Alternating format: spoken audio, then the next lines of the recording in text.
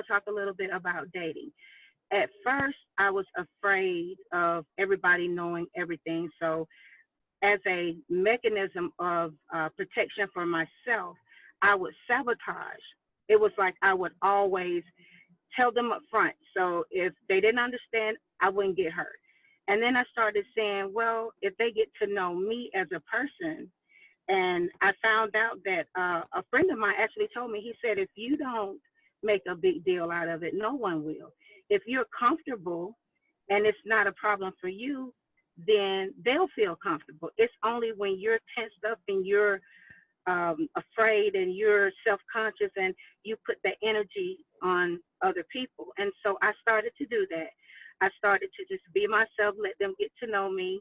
Of course, I speak of certain things because when you're in a relationship, you're touching and they may feel something. So I try to let them know, not the first night that I meet them, but I let them know that, a little history about myself and, how God has blessed me and brought me through things. And if they're interested in you and really care about you as a person, then they'll understand. If they don't, good riddance. You don't need them anyway.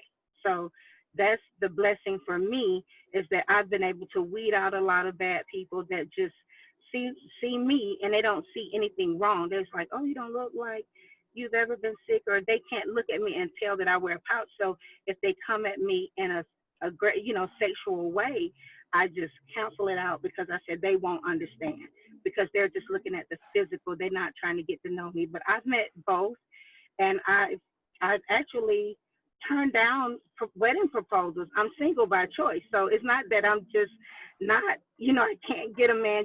My niece and nephews, they say we're gonna put you on what is it, christianmingle.com, because they don't think I can get a man. I can get a man. I just choose what man that I want to have. So dating has not been a problem. It's scary, to be honest. It's scary at first because you're vulnerable. You don't want, to trust everybody with that, but trust yourself and listen to your heart and your intuition, and it'll never lead you wrong.